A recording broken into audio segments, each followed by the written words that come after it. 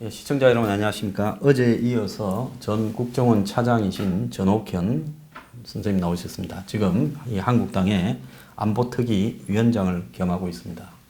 자, 한국당이 안보에서 참 지난번에 그때 판문점 선언 끝나거나 또 6.12 총선, 이 지방선거와 보궐선거에 참패한 이후에 마치 뭐 안보 문제에서 한국당이 오른쪽으로 지나치게 가서 선거에 진 것처럼 이야기하면서 이제 뭐 판문점 선언이나 대북 관계에 전향적으로 검토해야 된다 말이 설설 나오는 걸 보고 제가 그때 깜짝 놀랐습니다.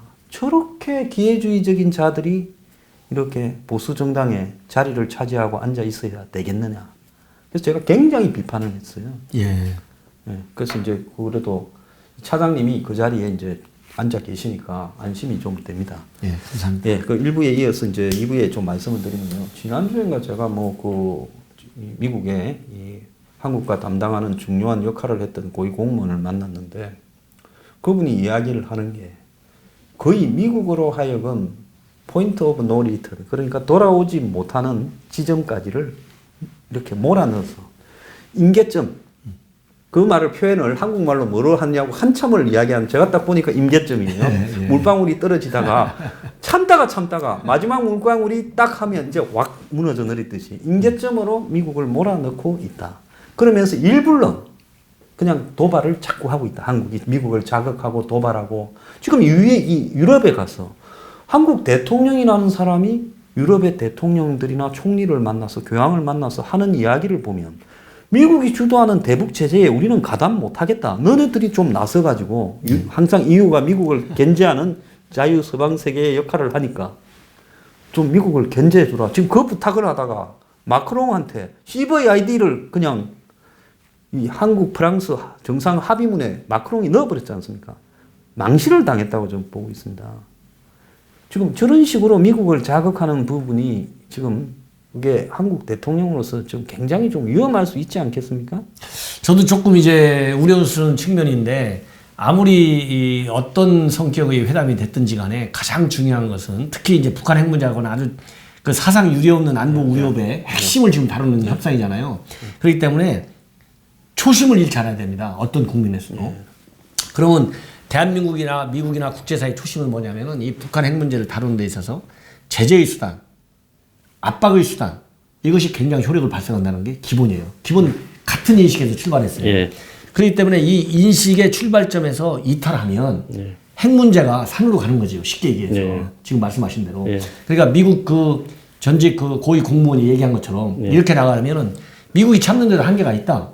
이런 소리가 나올 수 있다는 그런 우려를 본이든 본의 아니든 주게 되는 겁니다.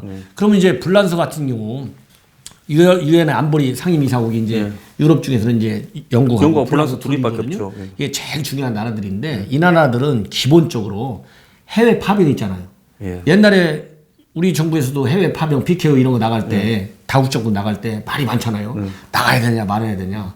그런데 미국이 이런 세계 다국적군을 파견할 때 맨 먼저 손들고 우리가 같이 가서 생과사를 같이 하겠다 하는 나라가 영국 불란서요. 이 정도로 강한 동맹의식을 가지고 있고 강한 합동 전략을 가지고 있는 나라가 핵심적인 역할을 하는 나라가 영국, 불란서 이런 나라들입니다. 그렇기 때문에 이번에 북한 핵 문제와 관련된 정상 합의에서 CVID라고 하는 용어를 써서 불란서 입장에서는 누가 뭐라고 하든지 간에 아까 얘기한 대로 핵 문제의 출발점인 CVID를 끝까지 고수하겠다는 입장을 확실하게 했고 그리고 불란서 대통령이 뭐라고 했냐면 우리가 되돌릴 수 없는 단계에 가면은 제재를 해제하는 게 좋겠습니다라고 설득을 했잖아요. 그러니까 아까 얘기한 대로 그게 어떤 단계, 어떤 상황인지 잘 모르겠지만 그리고 현재 정부가 생각하는 건 너무 일찍 그 단계가 끝난 걸로 지금 거의 다 와 있는 걸로 생각하고 있는데 불란서 대통령이 얘기한 걸 보면 지금 출발도 안 한 걸로 보고 있어요. 그러니까 제가 말씀드리는 우리 앵커께서 말씀하시는 그 선하고 비슷한 선으로 인식을 하고 있습니다. 그렇기 때문에 그 인식을 하고 있다고 제가 주장하는 것은 제 그냥 상상의 세계에서 말씀드린 게 아니라 언론 보도를 보면 이건 직접 코트한 거니까 맞는 얘기잖아요. 안보리 결의 위에서 그걸 바탕으로 해서 북한 핵 문제를 다루겠다. 이 얘기는 지금은 제재를 더 해야 할 시기야. 내가 지금 제재 논하고 싶지 않아. 이 얘기거든요. 그렇죠. 그러다 보니까 우리 한국 언론 매체, 미국 언론 매체에서 많은 정상회담을 두고 우려를 표명하고 있고 이러다가는 한미 공조가 흔들리는 거 아니냐 이런 우려를 하고 있고 이걸 우리 청와대도 이대로 놔두면 안 되겠네 이런 생각이 드니까 한미 공조를 철저하겠다 이렇게 말을 하고 있는데 말을 하고 있다는 행동의 뒷받침 보이는 게 별로 없는 거예요. 여기에 상당한 지금 우려가 있다. 저도 그렇게 봅니다. 근데 정말로요. 이 지정학적인 관계에서 이 국가끼리의 지구상의 주요 패권 국가끼리의 관계에 대한 최소한의 이해도 없었던 것 같아요. 과거에 우리가 상투적으로 프랑스를 생각하면 미국이 주도하는 아메리카 임페리얼리즘의 제국주의에 저항하면서 독자 노선을 걷고 미국에 뺐다가게 달라들고 그리고 프랑스는 자유인권 박애를 주장하면서 사회주의 노선을 좋아한다라는 그런 이제는 없어진 프랑스의 상투적인 그 이미지에 한국의 이 좌파들, 문재인 대통령부터 좌파들이 젖어서 과거식의 지금은 없는 프랑스를 착각한 것 같아요. 근데 프랑스만큼 과거에 루이 14세니 이런 이 사라진 과거 프랑스 제국의 그런 향수를 이렇게 받아들이고 지금 외국에서 정상이 왔는데 그 샹젤리제 거리에 말을 150마리 풀어서 에스코트하고 하는 나라가 프랑스 말고 어디 있겠습니까? 예. 그죠? 그러니까 프랑스가 지금 갈수록 우경화되고 있고 마크롱은 좀 우경화 우파입니까? 신자유주의적 우파에 가까운 사람이죠. 그렇고 더 나아가서 프랑스의 사회당이 과거에 250석인가 얻었다가 지금 30석으로 쪼그라들어서 사라져버렸고 거의. 그리고 프랑스가 지금 점점 이 미국과의 어떤 관계를 좁혀가면서 이렇게 가고 있는데 그 프랑스에다 대고 엉뚱한 소리를 좀 한 것 같아요. 제대로 프랑스에 대한 공부를 했다면 가서 그런 걸 부탁했다가 저 망신을 당할 수 있는 건가? 전혀 국정원이고 뭐고 그 계셨던 그 뭐 이런 기관에서 외교부고 프랑스가 요즘 이러니까 그 말을 하면 씨알도 안 먹게 됩니다. 이런 말을 한 사람도 하나 없는 것 같아요. 그러니까 지금 이제 아까 말씀드린 대로 유럽에서 이제 사회주의니 뭐 제3의 물결이 이건 옛날 얘기입니다. 예, 뭐 어차피 정치가 돌고 돈다 하더라도 옛날 얘기고 지금 정상회담이 됐던 그 실무 차원의 외교 교섭이 됐던 그 나라가 가지고 있는 외교 정책의 기본을 우리가 충분히 알아야 돼요. 아까 제가 말씀드린 지금 현재의 불란서나 영국은 철저한 미국과의 공조를 과시하고 그걸 통해서 자기네의 국가 이익도 지키고 국가적인 위신도 전 세계에 보여줘가지고 우리 불란서는 우리 영국은 살아있다. 우리는 힘을 가지고 있다. 이런 걸 보여주는 나라들이에요. 그렇기 때문에 그리고 아까 말씀드린 지금 현재 북한 핵 문제의 협상 국면을 보면 지금은 우리가 이런 단계 가면 제재를 완화하는 게 좋겠다라고 그걸 막 선전할 때가 아니고 북한 너희들이 빨리 비핵화를 하려면 우리 미국이 얘기하는 왜 미국하고 직접 협상하고 있으니까 핵 리스트 신고를 빨리 정확하게 해가지고 빨리 사찰받고 검증받아갖고 폐기하는 수순으로 빨리 가라. 이거에 대한 국제사회의 공조 여기에 노력을 다해야 할 때다. 이런 점이 제가 보기에는 상당히 아쉽다. 자꾸 우리가 떡만을 주려고 서둘다 보면 진짜 줘야 할 떡이 사라지게 된다. 지금 우려하는 것도 바로 그런 거 아닙니까? 이미 우리 언론에도 많이 나오잖아요. 미국에서도 그렇고. 트럼프 대통령이 2차 정상회담 시기를 선거 이후로 늦춘 데는 여러 가지가 이유가 있을 것이다. 만약 뜻대로 안 되면 트럼프 대통령이 군사적으로 뭐 할지도 모른다. 이미 미국 정부가 그랬다는 거 아니겠습니까? 영국하고 중국하고 러시아가 강력한 6차 실험 이후에 제재 결의안을 할 때 반대를 하니까 트럼프 대통령은 당신도 알다시피 예측 불가능한 인물인 거 몰라? 알잖아. 돌발적이고. 군사적으로 때릴지도 몰라. 또 빨리 제재 결의해. 참여해. 이행해. 이러니까 러시아하고 중국이 겁먹어가지고 제재 그래 오케이 해가지고 지금 실행 단계에 있다는 거 아니에요. 그게 헤일리 유엔 대사가 러시아하고 중국 대사들하고 현지에서 교섭하면서 한 경험을 언론 매체를 통해서 공개했어요. 어제 그제. 이 정도로 심각한 상황입니다. 예. 예, 그래서 프랑스가 영국도 북한 대사관이 있는데 런던에 프랑스는 핵과 인권 문제 때문에 수교도 안 하고 이번에도 안 하겠다 했잖아요, 예, 마크롱이. 맞습니다. 예.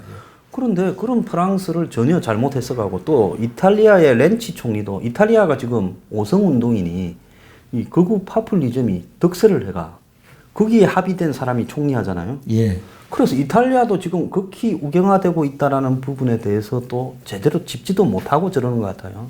근데 문제는 뭔가 하면 지금 미국의 매티스 장관이 이번에 미국 순간선거 이후에 그만둔다.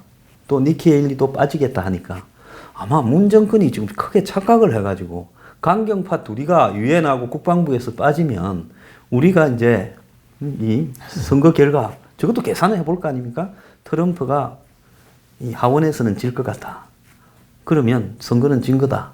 그러면 트럼프가 궁지에 몰리면 또 우리하고 북한하고의 관계를 강경파를 빼고 온건파를 세워서 뭐 좀 해보지 않을까. 이래 좀 착각을 하고 저렇게 하는 것 같아요. 좀 어떻게 보십니까? 제가 보기에는 이제 그런 부분에 대해서도 지금 말씀하신 대로 이제 그런 우려가 있어요. 그런데 아까 말씀드린 대로 미국이라고 하는 그 관료 사회 그리고 미국이 북한과 관련해서 여러 가지 과거에 실망스러운 사례들이 많이 있습니다. 그렇기 때문에 사람이 한두 명이 바뀐다고 해서 바뀐다고 해서 어떤 정책의 결격 지금 트럼프 대통령의 기본 원칙은 바로 뭐냐면 최고의 압박과 관여잖아요. 그럼 최고의 압박과 관여에는 지금 트럼프 대통령은 우주 군사 전략까지 지금 공개적으로 표출하고 있잖아요. 추진하고 있겠다. 그리고 엄청난 국방비를 옛날 역대 대통령한테 늘리고 있잖아요. 그리고 트럼프 대통령이 우리 국내에서 잘 안 알려져 있는데 우리 국내에서는 미국 제일주의라고만 써 있거든요. 미국 제일주의를 뒷받침하는 게 뭐냐면 힘을 통할 평화예요. 그 트럼프 대통령이 일찍 얘기했어요. 이런 움직일 수 없는 대원칙이 있습니다. 그렇기 때문에 어떻든 간에 장관이 하나 바뀌고 대사가 바뀐다고 해갖고 트럼프 대통령의 골격인 최대의 압박과 관여 또 힘을 통한 평화 강력한 국방력 이런 거를 버리고 그냥 우리가 제재 많이 하고 어설프게 국제사회에서 여론이 제재 좀 먼저 풀어보자. 그래갖고 이 제재 완화가 거꾸로 우리 현 정부가 상상하는 대로 비핵화를 촉진시킬 것이다. 라고 장밋빛으로 생각하는 관료는 별로 없을 것이다. 틀림없이 이 트럼프의 원칙을 가지고 변덕스러운 트럼프를 설득하고 달래고 이러면서 갈 것이다. 왜? 저는 트럼프도 이미 학습 효과가 있어요. 1차 정상회담 해가지고 1차 정상회담 할 때 우리 특사들의 보고가 결정적이었다는 거 아니겠습니까? 우리 정우영, 서훈 그분들이 가서 보고한 그게 굉장히 결정적이었고 현장에서 내가 정상회담 하겠다 이렇게 결정했다는 거 아니에요. 덜렁 정상회담을 받고 나서 지금 6월 10일 날 했으니까 벌써 4개월 지나잖아요. 이미 지났잖아요. 이거 진도가 나간 게 하나도 없는 거예요. 그렇기 때문에 트럼프 대통령이 바보 아니잖아요. 그 양반도 똘똘한 사람 아닙니까? 그러니까 대통령 됐겠죠. 뭐 인기는 없지만. 그렇기 때문에 본인이 직접 경험한 거잖아요. 말로 왜 사랑에 빠졌다, 믿는다, 뭐 엄청난 진이 있다고 하냐면 트럼프도 정치인이니까 우선 당당 11월 6일 날 선거에서 조금 그때까지 뭐가 돼가고 있는 것처럼 뻥을 쳐야죠. 선전을 해가지고 20명 얻어갖고 이 지지층을 관리해야 될 거 아니겠습니까? 지금 트럼프는 엄청 급해요. 엄청 지금 쫓기는 기분이에요. 그러다 보니까 이제 그런 얘기를 하는 건데 그런데 그래도 트럼프가 특히 선거 이후에 김정은이가 한 약속을 지키지 않으면 트럼프는 자기가 옛날에 아니 뭐 김정은이 뭐 로켓맨이라 했다 사랑에 빠질 정도로 이렇게 막 180도 320도 왔다 갔다 하는 사람이니까 그 원칙으로 돌아갈 수밖에 없다. 그래야 트럼프가 얘기한 아메리카 퍼스트 또 미국을 다시 한번 위대하게 메이크 아메리카 어게인 무슨 이 그레이트 이렇게 써 하잖아요. 그런 것처럼 결국은 트럼프 대통령도 원칙으로 돌아가서 어려운 국면이 나올 수도 있다.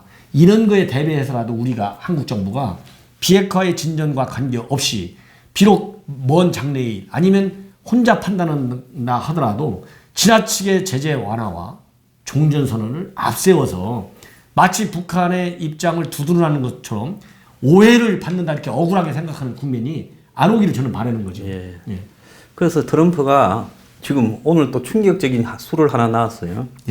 미국 국무부에 동아태 담당 차관보. 미국에 보면 이 한반도 문제를 이렇게 다루는 부서가 국무부의 동아태 차관보, 또 국방부의 동아태 차관보, DOD, DOS에서 그걸 하지 않습니까? 맞습니다. 그런데 거기에 국무부입니다. 국방부가 아니고 국무부의 동아태 차관보를 데이비드 스틸월, 뭐 유명한 무관 집안이지 않습니까? 그렇습니다. 예. 강경한 그 스틸월 예비역 공군 준장을 국무부의 동아태 차관보로 임명을 했어요. 그래서 트럼프가 완전히 대북 대중 강경파를 내리꼽았다. 이렇게 지금 해석이 되고 있어요. 그래서 이 사람들이 큰 착각을 좀 하고 있는데 오늘 보면 또 충격적인 이야기는 문정인이라고 있지 않습니까? 예, 저 외교 특보죠. 예, 문스타라 뭐 다무슨가 하는 그 문정인이가 뭐라고 했는가 하면 우리가 오이사 조치를 해제하는 부분에 미국에 대해서 신경 쓸 필요가 없다라는 발언까지도 한 월간지 인터뷰에서 했어요. 그러니까 미국이 뭘 하든 우리가 필요하면 오이사 조치를 해제할 수 있다 이렇게 말을 했는데 이 이야기에 대해서 좀 어떻게 생각하십니까? 저는 지금 이제 그 보도를 못 봤는데요. 그게 뭐 발언을 했으니까 그 월간지까지 게재가 됐겠죠. 그러면 월간지라고 하는 것은 일간지하고 달라요. 월간 중앙에서 한국은 주권국가 오이사 조치 부분 해제 미성인 필요 없다라고 이야기를 해버렸습니다. 네, 그러니까 이건 뭐 사실이네요. 보니까 지금 이제 직접 코트를 해놨으니까 사실인데 이런 거의 문제점은 이제 여러 가지가 있는데 우선 문정인 특보도 이제 학자로서는 성공한 분이라는 평판을 많이 받아요. 그러나 지금은 학자가 아니고 학자 플러스 더 중요한 건 뭐냐? 대통령의 외교안보 특보예요. 말은 특보지만 실제로 보면 국정원장 서훈이나 통일부 장관 조명균이나 그다음에 외교장관 강경화가 전부 문정인 씨 거의 똘마니 같은 상장관 같아요. 그런 외교안보 부서의 전체를 관장하는. 저도 이제 그런 점을 지금 말씀드리려고 했는데 아주 말씀을 먼저 하셨는데 하여튼 어떻게 됐든지 간에 지금까지 보면 문정인 특보가 문정인 교수께서 한 말씀이 나중에 그 방향으로 가요. 그렇기 때문에 이 기사도 아마 내일쯤 되면은 이제 일간지 많이 나오지 않겠어요? 예, 그러겠죠. 많은 논란을 야기할 것이다. 왜냐? 우리가 주권 국가니까 혼자 할 수 있어요. 예. 그러나 국제정치의 기본은 이분은 더군다나 국제정치 학자지 않습니까? 예. 국제정치의 기본은 누가 국제정치에서 주권을 무시하는 나라가 있습니까? 그럼 누가 참나요? 국제정치를 이루는 행위자는 많아요. 주권을 가지고 교섭을 하는 겁니다. 외교 교섭. 그러나 한미 공조를 주권을 희생하면서 교섭한다고 보는 사람 전 세계 아무도 없어요. 서로 상의하는 거예요. 아주 친하니까. 대한민국이 전쟁 위기에 빠진 우리를 구해줄 나라인데 또 미국이 전쟁 위기에 빠진 우리가 가서 도와줘야 하는 나라인데 이게 동맹 아닙니까? 이거를 주권을 희생한다라고 보면 혼자 살아야죠. 혼자 사는 나라는 과거에는 김정은 하나밖에 없었어요. 네? 한국도 그리 가고 싶으면. 네. 이렇게 보는 것 자체가 잘못된 것이고 바로 특히 5.24 제재 조치는 지금 얼마나 민감합니까? 미국에서도 엄청 세게 한마디 했잖아요. 그리고 우리 정부도 강경화 장관이 뭐 이해찬 대표하고 짜고 쳤는지 안 짜고 했는지는 모르지만 국감에서 그게 엄청난 후폭풍을 불러올 것 같으니까 청와대에서 바로 부인했지 않습니까? 전혀 컴퓨터는 사실이 아니다. 그 정도로 이거 휘발성이 강한 이슈예요. 근데 이걸 갖다가 승인이 필요 없다, 조치 부분 해제 이렇게까지 나오면 이거는 설령 학자가 나왔다 하더라도 이거는 북한이 노리는 남남 갈등. 우리 한국 국민들과 우리 한국 국민들에게는 5.24 제재 조치가 뭡니까? 이게 엄청난 우리 국군 장병, 천안함. 내 아들 46명이 목숨을 아무 죄 없이 정말 신성한 국방 의무를 수행하다가 잃은 거예요. 참을 수 없는 분노를 느끼는 사건이에요. 이걸 가지고 북한이 사과, 재발 방지, 책임자 처벌했는데 책임자 처벌 좀 지나갔어요? 예?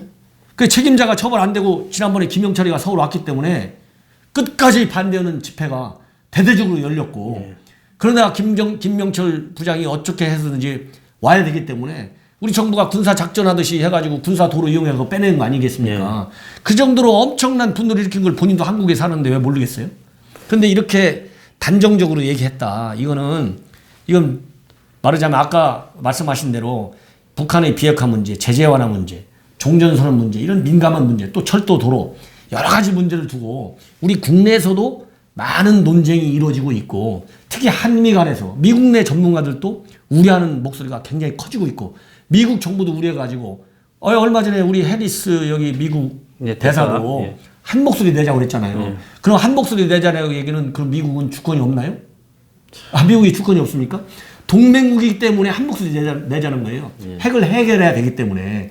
근데 이렇게 단정적으로까지 이렇게 얘기하면 정말 핵 문제가 해결되는데 또 국론이 정말 하나로 합쳐져 가지고 이렇게 손을 맞춰서 북한 핵 문제를 해결하려는 노력에 역행하는 것이다. 그래서 이런 거는 단순한 교수가 아니고 특보의 타이틀을 가지고 있는 한은 굉장히 신중할 필요가 있다.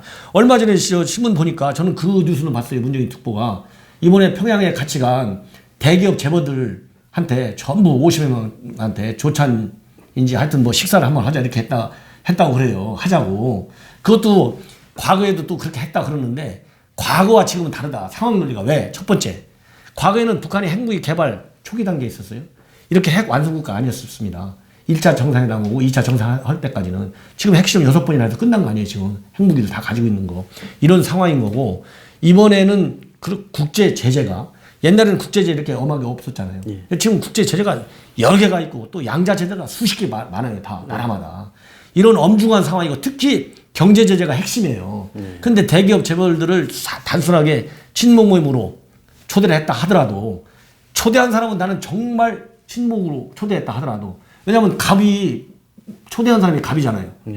초대 받은 사람이 갑 되는 거 봤습니까? 초대 가는 사람은 안 가면 불이익을 받을까 봐. 그게 우리이기 때문에. 무서워서 갔겠죠. 그런데 갔다가 대북 관계를 할 건데 또 미국에서 우리 그룹에 제재 들어오면 어떡하나. 이제 그런 불안감이 있겠죠. 그렇죠. 그래서 이번에 보면 미국이 재무부 차관이 7개 은행에다가 컨퍼런스 콜을 하자고 미국의 뉴욕에 지점을 개설한. 그래서 북한에 관련해서 너는 농협은 개성공단에 금강산에 뭘 지점 개설할 거냐? 우리 은행은 개성공단에 지점 개설할 거냐? 산업은행 너는 북한에 투자할 거냐? 다 물었다는 거 아니에요? 그리고 그렇게 하다가는 제재 대상이 되니까 알아서 해라던. 그러니까 은행들이 지금 고마워한다는 거예요. 아니면 지금 정부가 시켜가지고 TF 만들어서 북한에 뭐하고 다 짜놓고 심지어 산업은행이라는 정신 나간 회장은 북한에 가가 내가 북한에 돈 투자 다 하는 권한을 가지고 있습니다 하고 북한에 차관도 안 되는 놈 앞에서 끄떡끄떡 했지 않습니까? 그랬는데 은행들이 지금 미국이 이런 바람에 미국 때문에 우리가 좀 뒷구멍이를 빼게 됐다. 다행이다. 고마워한다는 거 아니에요. 그런데 이 문정인이가 한 1년 반 전만 해도 미국에서는 이 사람을 잘 모르고 영어 잘하고 매너 좋고 미국화되어 있고 예의 바르다. 그래서 좌파라도 신뢰할 만하다라고 생각했어요. 내가 뭔 소리 하는 이 두목이다 이랬어요. 안 믿더라고요 저 말을. 이제는 전부 다가 거의 여기서 다 지휘한다고 보고 있어요. 이 사람이 한 것 중에서 사실이 안 된 게 없잖아요.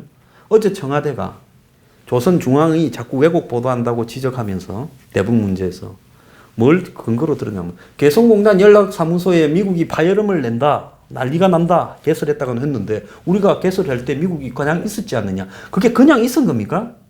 하지 마라 했는데 또 평양 선언을 해서 뭔가를 가져올 것처럼 특사 갔다 와서 미국을 설득을 해서 미국이 마지못해 그냥 방해할 수 없으니까 한 거 아니에요? 그러지 않습니까? 그래서 개성공단 사무소 여는데 우리 여는데 뭔 미국이 난리친 게 있냐. 다 너가 오버한 거 아니냐고 언론을 탓을 하고 있어요. 그래서 다시 한번 말씀드리지만 가장 중요한 것은 이런 우리가 혼자 다루기가 어려운 게 특히 북한의 핵 위기잖아요. 북한 핵무기는 우리가 혼자 다룰 수가 없어요.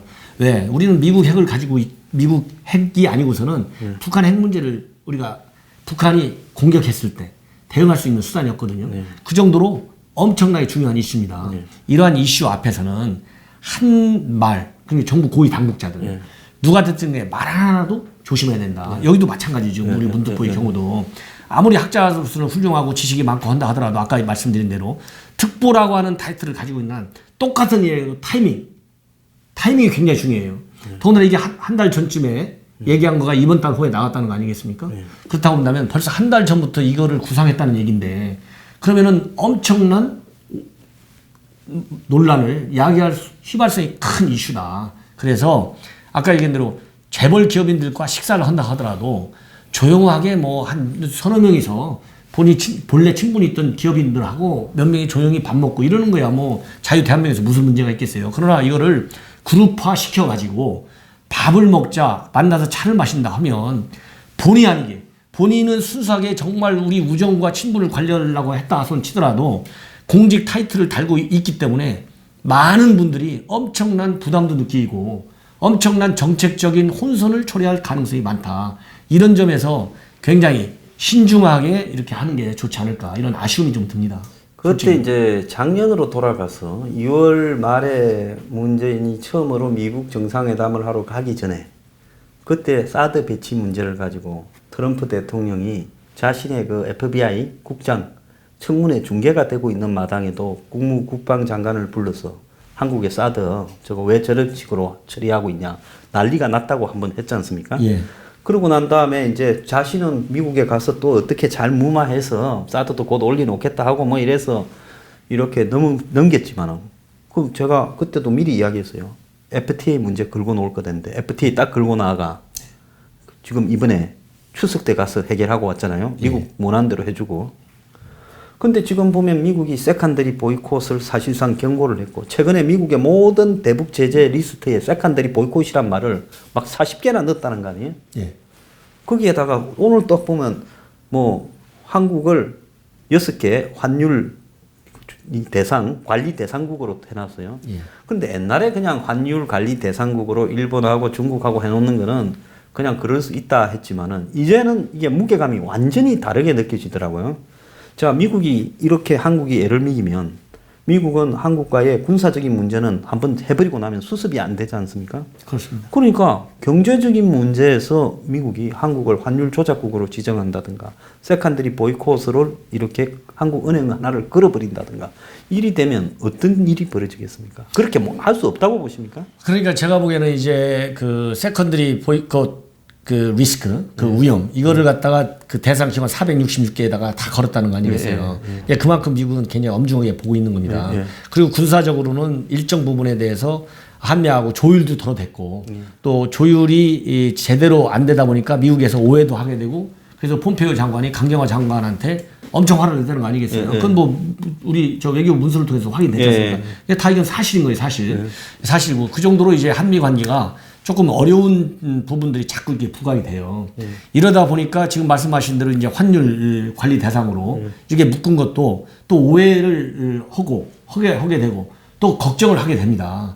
그래서 이런 통체적으로 이게 어려운 국면에 빠질 수 있다라고 하는 그런 우려가 나오지 않게 정부가 관리를 잘해야 된다. 그러니까 환율 문제 같은 것은 이제 통계치에 의해서 이러이런 됐을 때는 관리 대상으로 한다. 이렇게 됐을 때는 조작국으로 한다. 이런 미국이 가지고 있는 기준이 있어요. 그 기준에 맞게 했다 손 치더라도 한꺼번에 이렇게 다 몰려오니까 일반 국민들 입장에서는 굉장히 불안해질 수 있다. 이걸 우리 정부가 정말 심각하게 받아들여 가지고 우리 한미 관계가 청와대가 얘기한 대로 정말로 우려할 수 없는 공조를 찰떡궁합까지 하는 이런 모습을 미국 정부 쪽에서 나오게 해야 됩니다. 왜냐하면 그 전에 무슨 중요한 외교안보 이슈가 있을 때 미국 국무에다 물어보면 미국 국무에서 한국한테 물어봐라. 왜 나한테 묻냐. 이렇게 직설적으로 대답을 오는 경우가 도찰 있어요. 몇 번 있었죠. 몇 번 있었어요. 이런 것이 쌓이다 보니까 우리가 직접적으로 정보를 안 다루고 있잖아요. 정부가 내밀하게 무슨 얘기를 어떻게 얼마만큼 하는지 우리는 모르잖아요. 언론에 나오는 걸 가지고 우리는 알게 되고 평가하잖아요. 이렇게 보니까 우리 국민들은 많은 우려를 하게 되고 이런 우려의 시각을 저도 갖게 되고 우리 앵커분께서도 가질 수밖에 없다. 이런 말씀을 드리고 싶습니다. 자, 그래서 지금 이제 좀 심각하게 우려되는 부분에는 이제 한간에 이런 이야기가 좀 신빙성 있게 나오고 있습니다. 이 정권이 의도적으로 미국의 이 자극을 끌어내서 반미, 자주 이런 분위기들, 즉 미국이 한국에 철도 연결을 지금 날을 딱 정해놨잖아요. 11월 말 12월 초 철도 연결하겠다고 착공시. 자, 그런데 미국에서 지금 나오는 이야기를 보면 이것은 유엔의 대북 제재에 위반된다고 미국은 지금 분명히 경고를 하고 있어요. 그러면 한국이 그걸 밀고 가면 이제 오이사 조치 부분 해제를 해야 그걸 할 수 있지 않겠습니까? 그러면 미국은 이제 한국에 대해서 제재를 하게 될 거고 그러면 이제 이 정권은 미국이 평화 통일을 막고 전쟁 분위기를 몰고 가는 것이 미국이다. 이제 이런 식으로 반미 자주 주사파의 어떤 특유의 논리로 국민들을 갖다가 홍보해서 반미 강정을 자극하면서 자신들끼리 좀 한번 미국하고 좀 부딪히는 순간이 있더라도 밀고 가보겠다. 이 생각도 하고 있는 것 같아요. 어떻게 보시면? 제가 보기에는 뭐 그런 생각을 가지고 있다면 빨리 버려야죠. 쉽게 얘기해서 단정적으로 얘기한다면. 왜? 아까 얘기한 대로 미국은 이쁘든 밉든 동맹국입니다. 예. 동맹국은 저절로 만들어지질 않아요. 예. 버리기는 쉽습니다. 예. 그러니까 만약에 현 정부에 누가 그런 생각을 하고 있는지 모르겠지만 또 그게 사실인지는 모르겠지만 만약에 그런 얘기는 루머로라도 시중에 돌지 않게 해야 된다. 절대적으로. 왜? 이거는 한미동맹의 근본을 해치는 거거든요. 현재와 같이 안보 위기가 없이 평화 국면에서도 동맹은 항상 필요해요. 왜? 우리 한반도에서는 도발을 일으키는 평화를 깨려고 하는 세력은 북한밖에 없어요. 이거를 막을 수 있는 것은 한미연합전력밖에 없습니다. 그렇기 때문에 평화 국면에서도 관리를 잘해야 되는데 이렇게 위기 국면, 그것도 핵과 관련된 위기 국면에서 동맹 관계를 그렇게 쉽게 보면 이제 과거에 뭐 자주판이 뭐 반미판 이런 게 있어가지고 뭐 얘기가 많았잖아요. 근데 이번에도 외교부 인사를 두고 옛날처럼 반미파를 뭐 반미파가 득세하고 친미파가 몰락했다 이렇게 보는 언론 보도도 저도 봤어요. 그러나 저도 그게 사실이 아니기를 바라는데 어쨌든지 간에 어떤 어려움이 있다 하더라도 미국이 우리에 대해서 특히 대북 전략, 현재 협상 국면에서 목소리를 같이 내자. 그래서 우리하고 의견이 다른 점을 요구한다 하면 그거를 뭐 주권 침해니 아까 같이 이렇게 극단적으로 보지 말고 그야말로 한국과 미국의 이익을 같이 키우기 위해서 서로 터놓고 얘기해서 하나의 수단을 갖자. 이렇게 좋은 외교적인 협상의 한 과정이다. 이렇게 정상적인 국가라면 다 그렇게 봐요. 그걸 주권 침해로 본다는 게 내가 오늘 처음 봤어요, 지금. 그래서 그런 거는 진짜 이건 걱정의 차원을 넘어서 가지고 정상적인 국제관계를 공부를 설령 안 했다 하더라도 우리 정도의 시민정신, 우리 정도의 자유민주주의, 우리 정도의 교육 수준, 우리 정도의 경제적인 수준에 가지고 있는 도달해 있는 국민들 입장에서는 이해할 수가 없는 거다. 자, 국장님 이제 마지막으로 제가 하나 이해가 안 가는 걸 물어보겠는데 북한하고 협상을 할 때 비핵화에 대해서는 올해 말까지 북한이 신고한다라든지 올해 말을 넣은 게 하나도 없어요. 그런데 우리가 해야 될 거에는 올해 말까지 종전선언 또 해석에 따라서는 올해 말까지 평화협정 이런 걸 넣어놨어요. 심지어 그걸 번역해서 유엔에도 제출했다는 지 않습니까? 애매하게 넣어놨다가. 종전선언 그렇게 된 거죠. 예. 그리고 11월 말에서 12월 초에 철도 착공식. 자, 협상 많이 해봤을 건데 이렇게 데드라인을 깔아놓으면 우리가 유리한 거는 데드라인이 없고 천천히 뭐 신고는 나중에 하고 뭐 우선 신뢰부터 쌓고 보자 이러고 우리가 이렇게 결정적으로 한미 동맹이 깨어질 수 있고 또 우리한테 불리한 부분은 데드라인을 박아 넣는 이런 협상을 보셨을까? 그래서 지금 이제 우리가 굉장히 어려운 국면에 있다. 저는 그렇게 봅니다. 왜냐하면 가장 어려운 점이 우리는 항상 수세적인 입장에서 이 대북 방어 전략을 지금 짜고 있지 않습니까? 그렇죠. 우리는 공격이 아니라 북한이 움직였을 때 방어를 가지고 그렇죠. 하는 거죠. 전부 100% 방어 전략인데 이것이 이번에 군사 합의서 때문에 이런 방어 능력에 상당한 DMZ나 서해에서 취약점이 취약점으로 작용하는 우려가 굉장히 커요. 근데 이런 합의서가 11월 1일 내일 모레부터 시행에 들어가요. 시행에. 엄격한 시행에 들어갑니다. 그러면 이게 시행에 들어가면 우리는 비대칭 전력인 핵무기도 없고 우리는 생화학무기도 없어요. 공격할 수 있는, 방어할 수 있는. 그런데 북한은 다 엄청나요. 생화학무기, 뭐 대량 살상무기 엄청 우리가 게임이 안 돼요. 게임이 안 되는데 이렇게 우리가 우월적인 그런 그 역량을 가지고 있는 게 재래식 전력이거든요. 유일하게. 그런데 이 군사 합의서로 인해서 가지고 있는 재래식 전력을 훈련할 수도 없고 제대로 방어적인 위치, 예를 들어 정찰 감시 능력, 타격, 정밀 타격 능력 이런 것이 굉장히 훼손되는 그런 합의서라고 저는 보고 있거든요. 이런 것이 11월 1일부터 차례차례 물론 일시에 다 되는 건 아니지만 남북 간의 별도의 군사 회담을 통해서 이제 구체적인 이행 조치를 짜지만은 이게 일단 시작이 11월 1일부터 발효 들어가요. 그것도 시간이 정해져 있어요. 이것도 시간이 정해져 있어요. 그렇다고 본다면 지금 이제 질문에 대한 결론으로 말씀드린다면 제가 무엇이냐? 지금 국제사회가 우려하는 또 우리 대한민국 국민이 우려하는 또 미국이 우려하는 것은 바로 뭐냐? 비핵화의 속도가 나지 않았는데 남북 관계가 너무 빨리 간다. 비핵화의 속도가 나지 않았는데 남북과에 빨리 가니까 미국이 몰리는 형태로 가는 거고 미국이 혼자 김정은이를 제재하는 수단 갖고 채찍을 지금 해야 될 국면이 올 수밖에 없다. 미국은 그렇게 우려할 거예요. 한국이 제재의 구멍을 완전히 뚫어주고 있다. 내는 그런 조치로 보일 수밖에 없으니까. 왜? 비핵화 진도가 안 나는데 남북관계가 진전된다고 하는 것은 옛날처럼 남북관 간에 뭐 정치인들만 왔다 갔다 하고 정치 협상하고 이상가족 회담만 하는 게 아니라 지금 중요한 것은 경제적인 제재 문제하고 직접적으로 연결되잖아요. 지금 철도 연결, 도로 연결, 개성공단, 금강산 관광 이런 게 전부 경제하고 연결돼요. 이게 벌크 캐시하고 연결되는 겁니다. 그렇죠. 결과론적으로는 뭉텅이 이게 돈 분위기가 깎아줍니다. 그렇죠. 이게 분위기가 그렇게 가는 거예요. 이것이 미국이 너무 염려하니까 계속 어제까지도 오늘까지도 미국이 계속 얘기하는 것은 제발 남북관계의 속도와 비핵화를 맞춰달라 이렇게 얘기하는 거고 우리 정부는 남북관계가 개선이 되면 비핵화를 촉진할 수 있다. 비핵화에 대해서 실질적인 조치를 약속해갖고 이행할 수밖에 없는 스케줄이 나왔다. 그럼 우리 정부 말이 맞아요. 제가 보기에는. 그렇습니다. 인정하고 싶어요. 근데 지금은 하나도 안 나와 있는 거예요. 신뢰할 수 있는 실질적인 비핵화 조치가 안 나와 있는 상태에서 남북관계가 개선되고 시한까지 정해갖고 철도 연결 착공식 갖고 이런 것이 많은 오해를 주고 오해를 떠나서 김정은이한테는 야 이거 내가 생각한 대로 다 가고 있어. 이대로 내가 좀만 밀고 들어가면 트럼프 별 수 없어. 나한테 올 거야. 이런 착각을 주고 있다. 그렇기 때문에 이렇게 우리가 미국과 국제사회 지금 우리 대통령께서 하는 순방 하면서 대통령께서 여러 가지 많은 걸 느끼시자 저는 생각하는데 서방 선진국, 유엔 안보리 이사국들이 제재 문제에 관해서 어느 정도의 강도를 갖고 이거를 끝까지 추진해야 되는지 이건 저는 확인할 거라고 봅니다. 그러면 지금이라도 늦지 않았어요. 왜? 북한의 비핵화가 진도가 이제 막 시작을 했기 때문에 지금이라도 그렇게 제재 완화와 종전선언을 밀어붙여가지고 빨리 그 비핵화를 촉진시키겠다. 요거는 전략을 좀 빨리 바꿨으면 좋겠다. 그래야만이 미국이 얘기해서가 아니라 북한 김정은 체제의 잘못을 다시 한번 반복하지 않도록 교육을 주기 위해서라도 이렇게 시안을 재갖고 지나치게 실질적인 남북관계 개선에 집착하는 모습을 갖는 것은 좀 지양해야 된다. 이런 생각이 듭니다. 예, 맞는 말씀인데 참 벽 보고 이야기하는 게 좀 빠를 거다는 생각이 들고요. 제가 몇 달 전부터 미국의 중간 선거가 끝나면 아마 미국이 중매한다라고 사기를 친 한국 정권을 향해서 패대기를 칠 거다. 빰이 몇 대 날라올지 어떻게 될지 모른다 했는데 이번에 프랑스의 이 안보 전문가가 그런 이야기를 했더만요.